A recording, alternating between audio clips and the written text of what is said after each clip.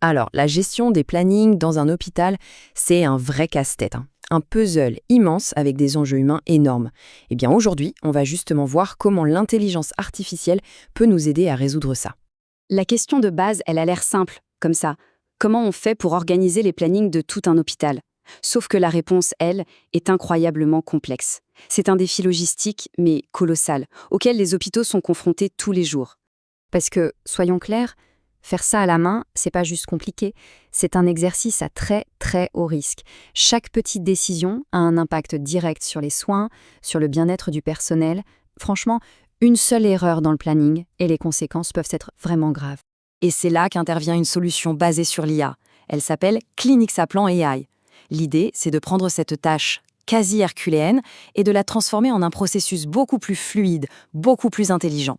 Et là, on se rend compte tout de suite de la puissance du truc. L'interface qu'on voit, elle est prête à optimiser les plannings pour 165 services. C'est énorme. Il faut imaginer la puissance de calcul qu'il y a derrière pour gérer un environnement aussi vaste, aussi dynamique et en temps réel en plus.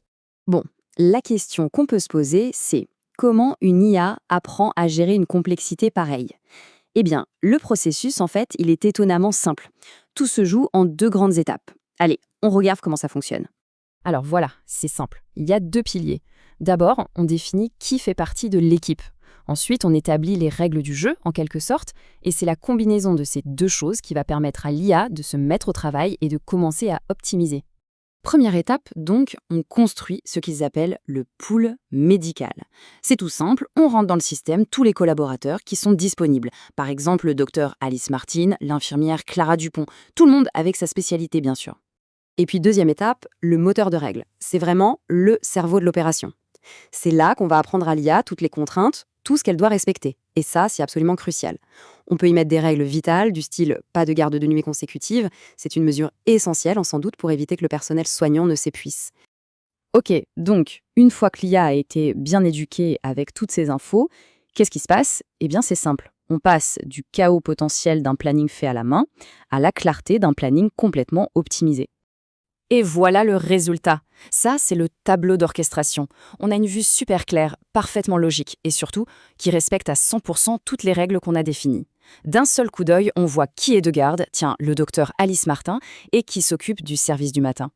Ce qui est génial, c'est que ça montre bien à quel point l'outil est flexible. Regardez, à gauche, on a le planning pour un seul service. Et à droite, on a le tableau d'orchestration global. Là, on gère les plannings de plusieurs services en même temps. L'IA ne se contente pas de jongler avec les contraintes d'une seule équipe, non, elle gère aussi toutes les interactions super complexes entre les différents départements. Alors au final, les bénéfices y sont très concrets. On parle de moins d'erreurs, d'un respect garanti de toutes les contraintes, d'une meilleure efficacité, mais le plus important, c'est peut-être l'impact humain. Cet outil y permet vraiment d'équilibrer la charge de travail, et ça, c'est un facteur absolument clé pour le bien-être des équipes. Alors la question qui se pose, c'est est-ce qu'on est en train de regarder le futur de la gestion hospitalière? Face à un problème aussi complexe, aussi fondamental, l'intelligence artificielle ne fait pas qu'optimiser des plannings. Au fond, elle pouvait bien redéfinir complètement la façon dont on prend soin de celles et ceux qui prennent soin de nous.